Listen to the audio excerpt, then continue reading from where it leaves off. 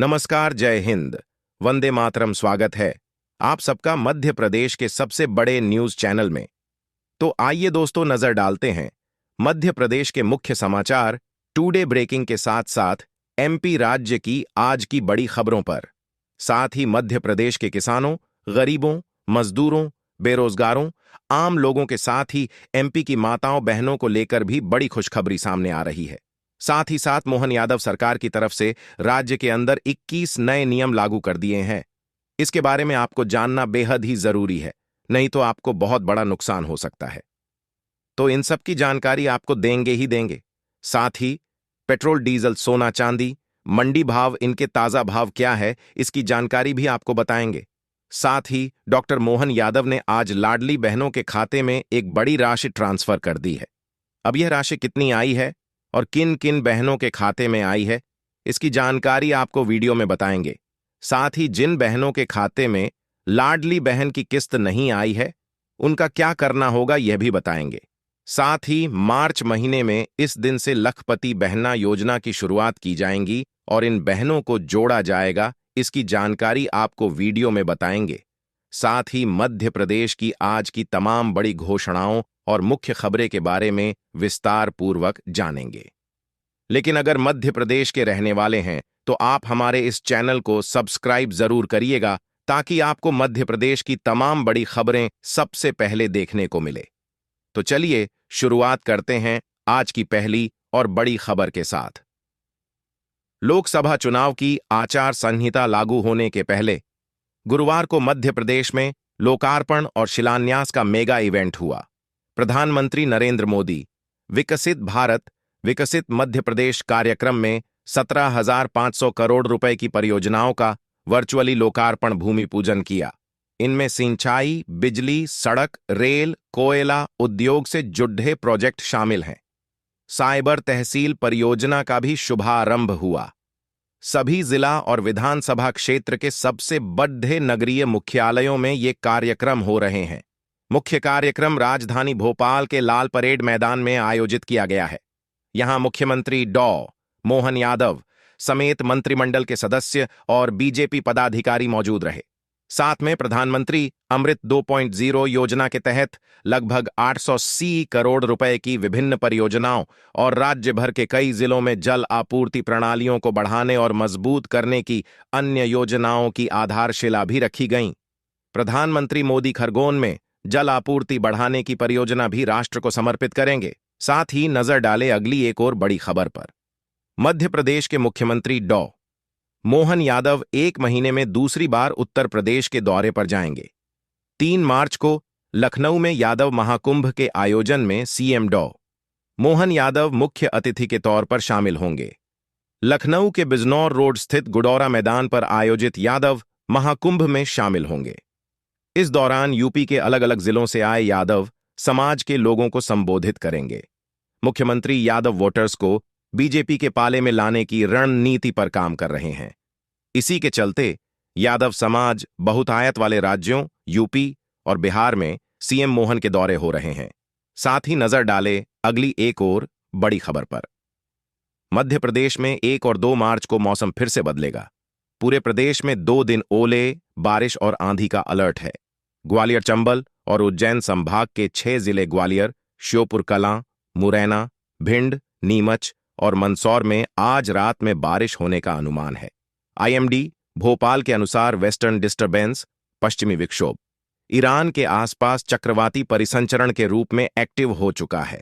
इसके असर से पूरे प्रदेश में गुरुवार की रात से ही मौसम बदलेगा और बारिश का दौर शुरू हो जाएगा। साथ ही नजर डाले अगली बड़ी खबर पर। मध्य प्रदेश की 29 लोकसभा सीटों पर दावेदारों का पैनल बुधवार को दिल्ली में हुई बैठक में तैयार कर लिया गया है। कुछ सीटों पर सिंगल नाम भी हैं।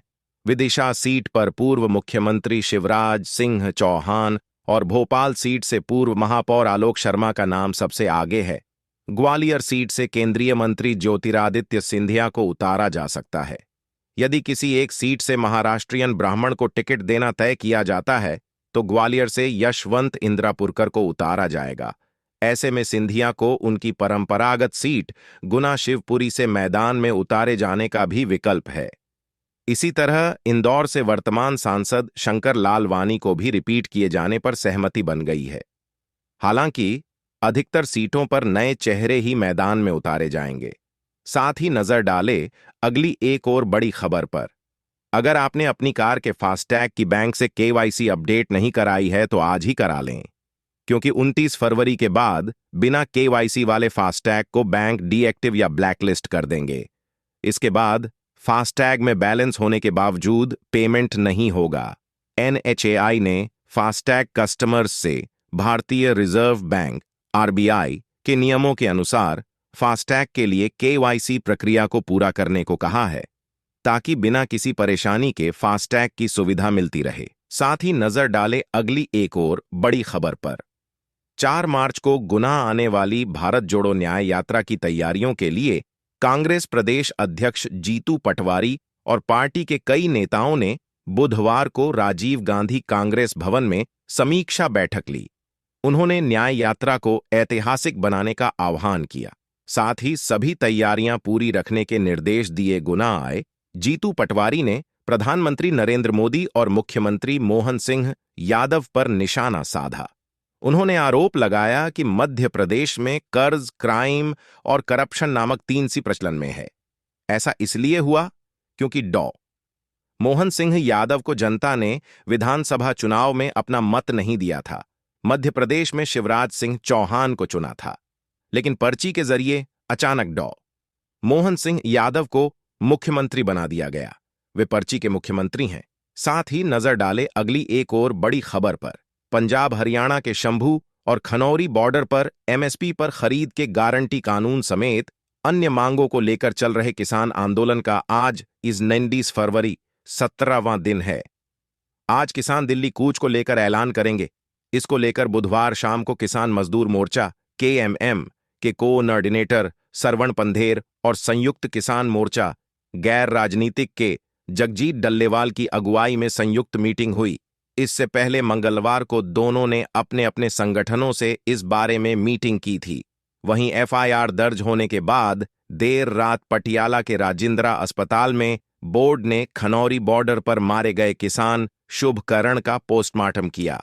इसके बाद शुभकरण का शव खनौरी बॉर्डर पर लाया गया, जहां किसानों ने श्रद्धांजलि दी। इसके बाद शव बठिंडा लाया गया। यहां गांव बल्लो में थोड़ी देर में अंतिम संस्कार किया जाएगा। इससे पहले खनौरी बॉर्डर पर 21 फरवरी को किसान शुभकरण की मौत के बाद किसानों ने दिल्ली कूच का फैसला 29 फरवरी तक टाल दिया था। किसानों के कूच टालने के बाद हरियाणा दिल्ली के टिकरी और सिंघू बॉर्डर अस्थायी तौर पर खोल दिए गए। वहीं हरियाणा के 7 जिलों में लगी इंटरनेट की पाबंदी को भी हटा दिया था। साथ ही नजर डाले अगली एक और बड़ी खबर पर। मध्य प्रदेश के मुख्यमंत्री डॉक्टर मोहन यादव 1 मार्च को लाडली बहनों के खाते में 1250 रुपये की राशि डालेंगे। यह राशि लाडली बहना योजना के तहत जितनी भी मध्य प्रदेश की महिलाएं जुड़ी हुई हैं, उन सभी के खाते में ट्रांसफर की जाएगी। जिन बहनों के खाते में यह राशि नहीं आती है, तो वह जल्दी से ई मित्र पर जाकर योजना के तहत फॉर्म अपडेट करवा लें।